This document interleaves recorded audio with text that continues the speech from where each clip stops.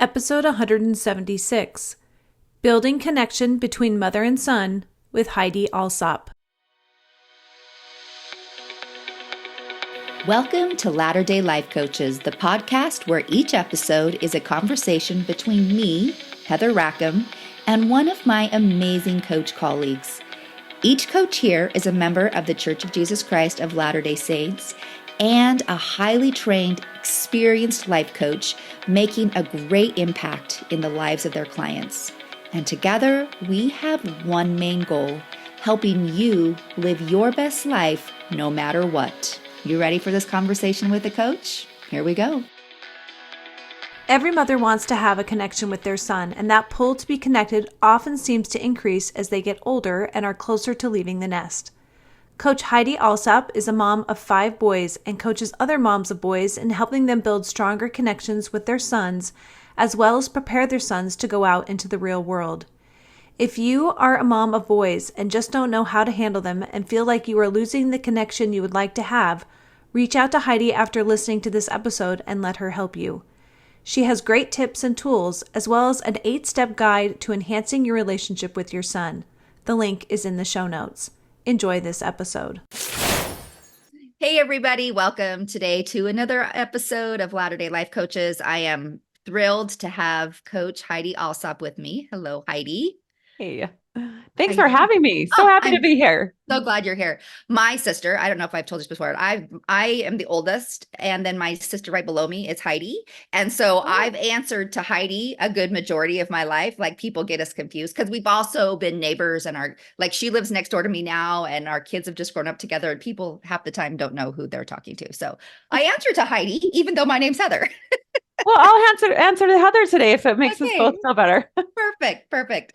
Anyway, Heidi's been on before. So much fun. I'm glad to have her back today, but I'm certain there's people listening that didn't get to hear you last time. And if you didn't, you should go back to listen to that episode. But Heidi, can you introduce yourself today, just for those who haven't heard the first one? Absolutely. Of course. Thanks for having me, Heather. And Thanks thank for you. being here. Thanks for this platform. This is such a great resource and place for people to come and learn about life coaching and also be able to intermix that with our faith and our beliefs. So, well, it's a joy for me. I love it. So anyway, thanks for being part of it. Yes. So like Heather said, my name's Heidi Allsop, and I am thrilled to spend a little time today talking about my favorite subject, which is all things moms and boys. And it's tender to me because I have 5 sons. And right now they range in age from 29 to 16. So I get it. I'm in the trenches right there with everybody. And we have 4 daughter-in-laws who are amazing. And then 1 granddaughter, which is so fun. And buying girl clothes is every bit as wonderful as I always dreamt it could be. So we're having a good time with her. But over the course of almost 3 decades of raising these boys, I noticed with the hundreds of boys that would come through our house that it's hard to be a mom, and it's hard to be a boy nowadays. There are just so many conflicting messages and things that are confusing for these boys. And so as I've watched them come through our house, I paid attention, and I noticed that the boys who seemed to navigate the best were the ones that had a good relationship with their moms. And that was fascinating to me because not all the moms were perfect moms, including myself. But if they had a good relationship with their mom, they seemed to navigate the bumps and bruises a little bit better. So I decided that I would take my education as a social worker and my education as a certified life coach with all of the tools and all of the things that we come to that are tangible and helpful, and mesh that with these 3 decades of raising boys. And now I spend my days helping moms just improve their relationship with their son. Because if you're close to your son and you know what's going on, you have a better chance of helping him. And that connection is what makes it possible for moms to really dive in and be a guide and a help to help these boys become what what the moms know they can become, Mm-hmm. and have some fun. Like, boys are fun. And They are not every fun. conversation, has to end in an argument. And it's possible to enjoy them in a different way. So that's what I get to do. Love talking about it. So fun. I'm sure I mentioned this before. I have one son and three daughters, and I grew up with all sisters. We have a brother that passed away when we were younger, so it was just like six girls. And so, and then my sisters most of us have had mostly girls. Like, I mean, each of us have at least one boy, but for the most part, it's like three girls and one boy in most of the families. And so these boys, like, I call my son's name is Zach. He'll never listen to this, so he doesn't care. But I call him King Zach because his sisters just dote on him and will do anything that he wants. And like, we have a baby king. The youngest grandson, youngest grandchild is a boy, and we call him Baby King because he can get anything that he wants. But I don't know what it is. I don't know if it's because we didn't have brothers when we were growing up, but like, there's something about these boys that my sisters and I seem to just kind of love. Well, there's a tenderness between moms and their boys. And that desire is there, I believe, on both ends for that strong connected relationship. But sometimes us moms think that we don't know, like, we're not a boy. We don't know what they're thinking and how they're doing this and that and why they're doing this and that. And sometimes that can cause some disconnect. Yeah. That is unfortunate. For sure. Anyway, tell me the most common obstacles that get in the way of moms being able to have those types of relationships, to be connected with their sons. What do you see? Yeah. Well, it's interesting because in the past 6 months or so, more than ever, I'm seeing that relationships are breaking down because the moms think the sons should be behaving in a certain way and they're not. And that is so frustrating to these moms. But what happens is the moms start to crumble, and immediately she goes into like I need to fix him mode, or I need to save him mode, or they go into victim mode. And so this crumbling of the mom is really just causing this disconnect with their son, and which is the opposite of what they want. So I'm seeing that like they have this reality where maybe the son is not making the best decisions or not behaving in a way that she wants him to. And then this hope of what she wants, and there's a disconnect there, and it tends to really cause a crumbling of the mom. Now, like, I want to be perfectly clear, like, moms, we have a responsibility to guide them and direct them and discipline them and love them.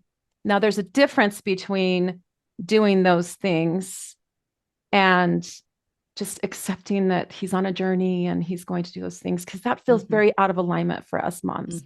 So we want to be all of those things, and we don't want to crumble when he's not behaving in the way that we want him to. Right.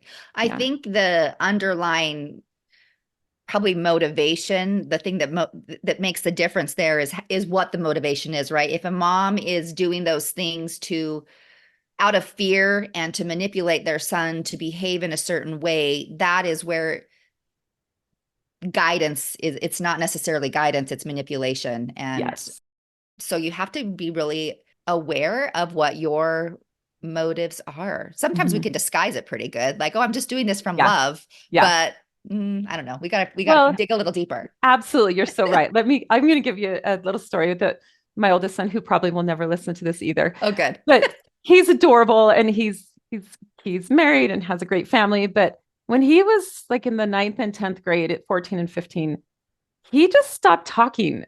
Like, he had a great social life. He was doing all the things, but he got so quiet at home. And it made me uncomfortable because I thought, something's going on. Like, what is happening? And of course, my worry goes into 10 million different places. It was uncomfortable enough that I wanted him to be more peppy and communicative at home so that I could feel better. Had nothing to do with him. It was so that I could feel more comfortable. So of course, I read all the books, talked to my girlfriends on our walks, called and talked to my mom, and probably pestered him. Yes. Like, constant nagging, like, what's going on? Incessant questions. What's happening? Which shuts them down even more because they're like, nothing a 14-year-old wants to do more than talk about his feelings. Nothing. So, but when the suggestions that the books and the people gave fell flat, then all of a sudden I started taking his quiet demeanor personally. And I was like, oh, maybe it's me. Maybe I'm the problem, right? And I created this big story around it. And really, I just really wanted him to change so that I would feel better. It had nothing to do with him learning and growing and developing, although I told myself it had everything to do with that. So I really had to change the way that I thought about it and not crumble and do everything I could to connect and keep that relationship. And eventually he grew out of that phase and started talking again and it moved forward. But I would do different now that I know better. I would have maybe nagged a little less and not made it so much about me and calmed down a little bit. Well, I would bet that any mom of a boy that's listening that's had a teenage son, like, can completely relate to that story and can see themselves somewhere in that. And, you know, it obviously we would love to go back and change things and do it different, but that doesn't help us either to like, you know, wish for a redo. But at the same time, it gives us eyes to see how we want to move forward and how to make those changes. So anyway, thank you. Thanks for sharing that. Hope your son is he's the best. Soon. Yeah. It wasn't, that's my point, is it wasn't a him problem. Right. It's just the reality and what I wanted didn't align. And so I was the one that started to crumble. Yeah. It was never really a him problem. And so, which is good to know, because the same way we want them to learn from their experiences, I learned from my experience in that. Yeah. And it's been very helpful. Yeah, absolutely. Okay. So at some point in every mom's journey, they really do start to question how good agency really is. Like, this agency thing is really kind of baloney, right? Like, I remember saying that so many times. Like, this is just kind of the pits. But how can agency be a tool that actually benefits both the mom and the son? And we know it's good, right? Like, I know, like, it's the most amazing gift we've ever been given. But I think sometimes it's really nice just to point those specific things out. What is it that is good? Yeah. I can't tell you how many times I've thought, whose idea was this stupid agency? Like, everybody would be happier if these kids just did what I said. In fact, I have a little sign that says, do it the way your mom told you the first time. Yeah. Yes. Like this agency. So really having to think about, okay, why is this a gift? Why is this for our benefit? So some of the things and the reasons that I've come up with over the years, as I have questioned, did I really fight for this? Like, was I really part of that? Yeah. Is that we know this. We're here to work out individually our existence, our salvation individually. And so our sons can't learn what they need to learn to survive, to become the men that they're destined to become, if we're taking away as their mom every difficult situation, every lesson to be learned.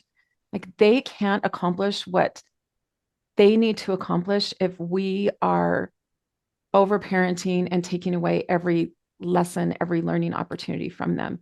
And when we do that and start, like you said, manipulating, then that's when rebellion and resistance starts coming in. That's when those boys get that they need to learn these lessons. They'll never articulate that, but they know they want to grow and progress too. And when they're stifled from doing that, that's when they start rebelling.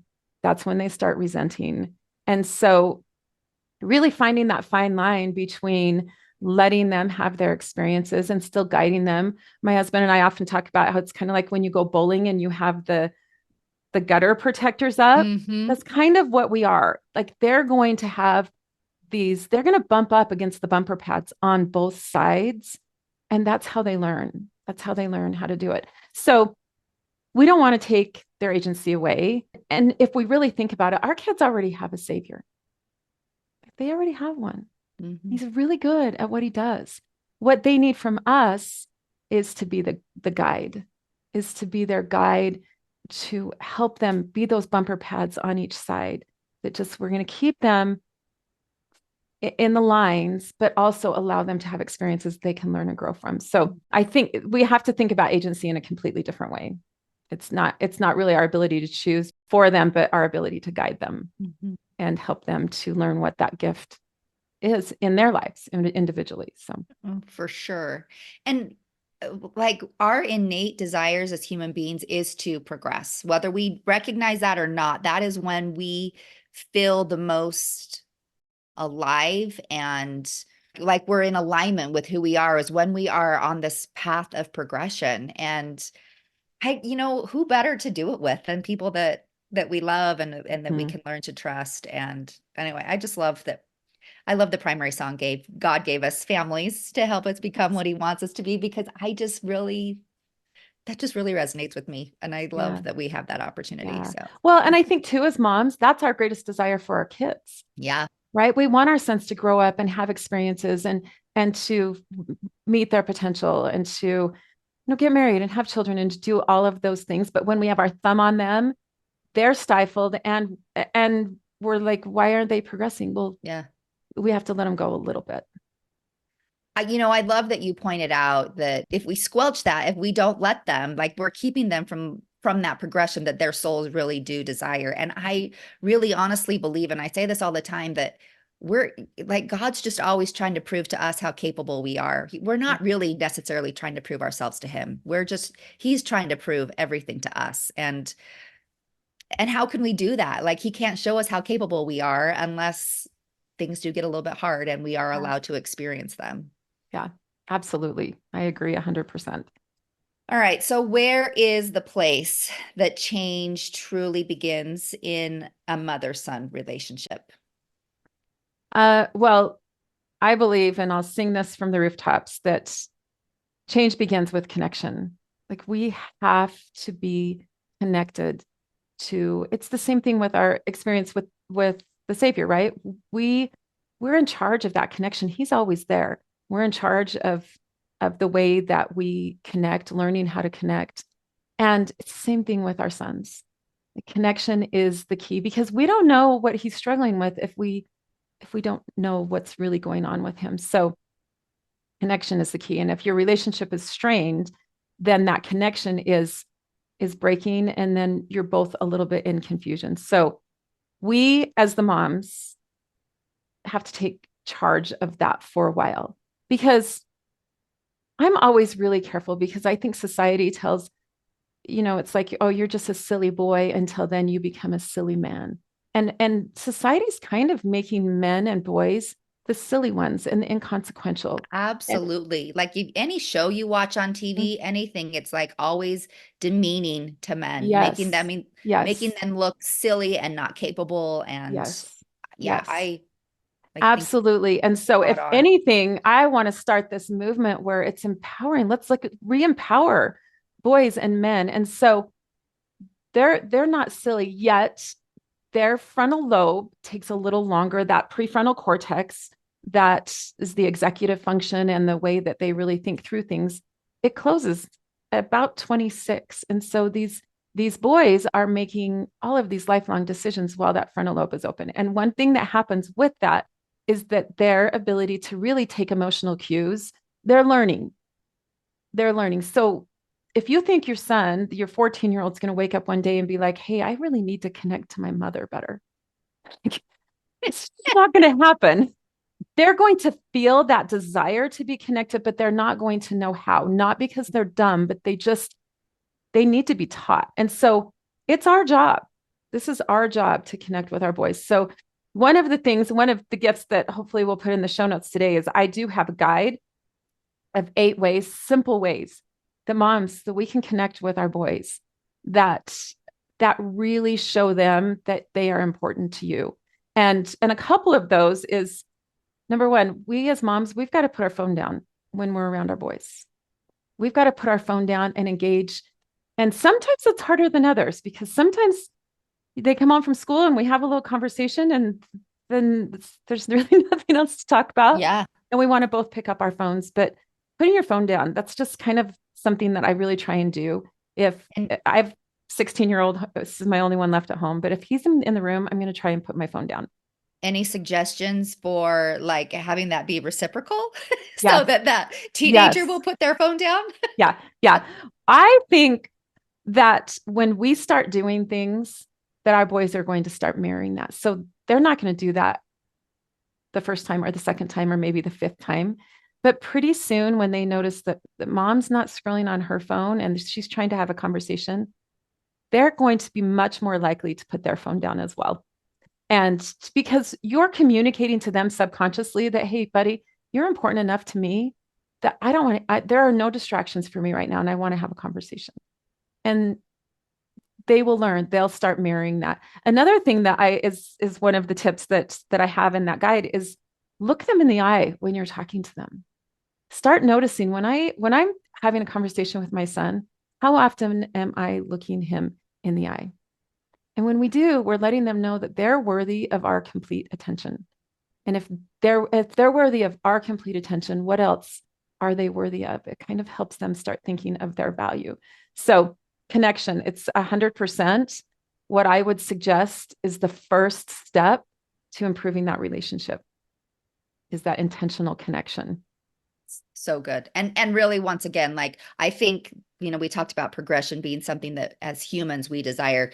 Progression and connection, I think, are just like, they go hand in hand. That's what we need. And we need each other to progress, but we need that. So that connection is vital and is so important. Yes, absolutely. And strong moms raise strong sons, not because they're pounding it down their throat, but because those sons watch and they start following along. And boys they don't want to disappoint their moms. They really don't, deep down. And you may be saying, oh, you don't know my son. He could care less if he disappoints me. But I would disagree. I think there's something deep inside that boy that wants to be that person that his mom knows he wants to be. He may just not know that person yet. And he needs a little guidance, a little push to figure that out. I think that phrase, strong mom, you said strong moms, they don't necessarily, not the ones that are like pushing it down their throat. And I want to suggest that the moms that are pushing it down the throat are not the strong moms anyway. They're the ones that are insecure. I don't know, maybe I'm like, but that's typically what happens when we're insecure, is that we feel like we have to push things upon our kids to force them to do and behave a certain way. Yeah, they're scared. Yeah. They're parenting from being fearful and scared, which I think we all do at some point or another. But the strong mom part is that internal confidence that, yeah, I am doing this. And I know that when you're 26 and that frontal lobe closes, you'll understand. You're not going to understand at 14, buddy, but at 26, you'll understand. You'll get it. For sure. All right. So when a mom decides that change needs to happen and decides she herself is kind of ready to make that change, because I think that's obviously the first place that's going to happen, right? Is with a mom. What is the first step that she is going to take in that process? How do you help your clients? So where do you take them? Yeah.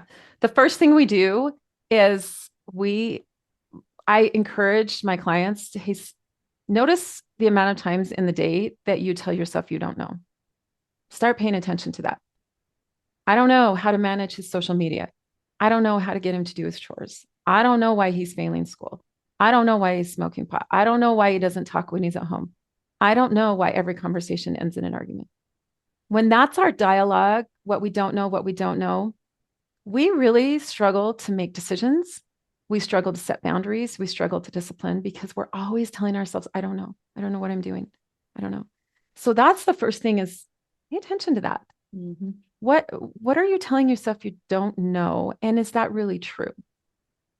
And if you're noticing that that's the dialogue you have much of the day and many of the interactions you have with your son, flip that. Just turn it around. And instead of focusing on what you don't know, what do I know? What do I know? I know that I love this boy. I know that I want to trust him to make good decisions. Right? We have to flip that verbiage on its head. And instead of indulging in what we don't know, let's start asking ourselves what we do know. What do you know? Yeah, and that makes a big difference. That's invaluable, actually. Like, that's like a little piece of gold that is just so easy to do. Well, it's easy to say to do, but might be a little bit tricky to start. But the results of that will be amazing and astounding to people, I think. Absolutely. Absolutely. And if you make a little list, just make a little list as you go through the day on your phone. What do I know? I know that he gives me a hug when he comes home from school, or I know that he is trying in this particular class. Like it may be little things. And Mhm. some sons, it's going to be easier to find the things that you know than others. That's okay. Just direct your brain that way. I know that he's got a lovely smile. Like if that's where we start, that's where we start. That's okay. Yeah. What do I know? And really focus on that. It will make a big difference. Big Yeah, difference. and kind of the science behind that, and I'm sure most of you listening probably understand and get this, but our brain is always wanting to prove what it believes true, right? So once you start thinking, "Oh, I don't know," and you notice all the things that he does wrong, you'll continue to seek evidence to prove that those beliefs true, right? You'll see all the things that he does that maybe drive you crazy, and you'll Mhm. notice all the things that you don't know. But once you start to give your brain something, like you take charge and you show your brain things like, this is what I do know, this is what I see, this is what I believe, you're retraining your brain to focus on the things that are actually going to be helpful for you. Mhm. And Mhm. you'll find more and more evidence to prove those things true. So that's just, I think it's sometimes nice to understand the behind, like Mhm. how come that works and Yes. what will come from Yeah. that. So Well, and that's why it feels hard mhm. at first to figure out what you do know, because it's so much easier to indulge and to repeat that rinse and repeat thought of what you don't know. You're very practiced at it. So it's going to feel hard at first. What do I know? And it may take a few minutes to come up with three things, but then as soon as your brain turns that direction, you'll find that your brain will start pumping out more and more things that you do know. Well, to be intentional about your thinking actually does take more energy. Mhm. And so it is true. Like it is exhausting to try to focus on something that we haven't focused on in the past, Mhm. because the things that our brain just naturally goes to on default doesn't take nearly as much energy to notice and pay attention to as to be intentional. Mhm. And I don't know it, but if you guys have noticed it, but for me, I can always tell when I'm trying to do something new, because I might get tired faster Mhm. when I do that. And Mhm. anyway, I just think Yeah, it's so interesting. It's good to it is. notice those things and be like, oh, there's nothing wrong with me. Like, this is just how it's going to be. But that doesn't mean I should stop, right? That means I Well, the should keep prize at going. the end is worth Yeah. the effort. Yeah. That relationship, that chat after school, binge watching a show with him and, scratching his back or whatever, that is worth that mental effort that it's going to take to reconnect and to strengthen that bond. Hands down. All Mhm. right. So confidence, and we talked about this a little bit, like a lot of times it is hard to be that strong mom when we lack confidence. And I would love if you could share with us how we can build that confidence as moms. Yeah. Yeah. Well, I think let's just take the what do you know a little bit further. As you come up with those things that you do know, you're going to really know them. So, for example, maybe one of the things I come up with is I know that my son wants to get an education. Like I know he wants to provide for a family someday. I just know that about him. And so then it changes the way that when I go in to look at his missing work in his ninth grade class, I don't get as worked up about what's there. I can back off a little bit, have some more confidence because I know that this is the end result that he wants for him. Now I can have that conversation about, hey, buddy, I know you want to provide for a family. And in order to do that, it really helps to have an education, to, Yeah. graduate from the ninth grade or whatever it is. You can tie in to what you know. And every time you do that, it will build another brick in that confidence structure that you're trying to build. You will, every time you do something that you feel good about, you're going to get a little bit more confident. And sometimes I talk to worn out moms all the time. And sometimes I'm the one that's worn out. That's okay. That doesn't mean you don't know what you're doing. It just means you're a little tired and you need to take a step back, get refreshed, get some rest, ask yourself what you need, and then come back and start again. And so just because you're worn out doesn't mean that you don't have confidence, that you're not capable, that you're not one of those strong moms. It means that you need to take a minute, reassess, recalibrate, and then come at it again. And really believing too that you're the mom. Like you're the one he's got. Yeah. And you're the perfect mom for this child, or you wouldn't have been given this child. Really believe that. It's okay that you have imperfections. He doesn't need imperfections. It goes back to like all those boys that have come through my house all those years. That relationship with their mom, it didn't mean that they were perfect moms. It just meant that that mom was 100% invested in that boy. And he knew it. Yeah. And I think as you're making that list of things you know about him, add that to your list too. Like, I know that like I'm the perfect mom for him. He's here for a reason. Right? I think adding that into that list. And I was sitting there thinking, what a fun conversation actually to have with my husband. Like, what are the things we know about our kids? Because a lot of our conversations are spent like, if only this kid would do this, right? But what if we even in our own little conversations in our relationship, that's a fun conversation to have, to do that together. So yeah, anyway, I love that you brought that up, because that's one of the things that I love most when I work with my clients is we really create this kind of a game plan of parenting with the end in mind. When this son leaves your house, what do you want him to know? What do you want to have taught him? And what experiences do you want to have had? And what values do you want to have instilled? Okay, let's work backwards. Now, how do we do that on a day-to-day basis? How do we get on the same page with our husband about making this happen so that when he leaves, regardless of the choices he makes then, I did what I planned to do. So I did good. what I was asked. Yeah. So good.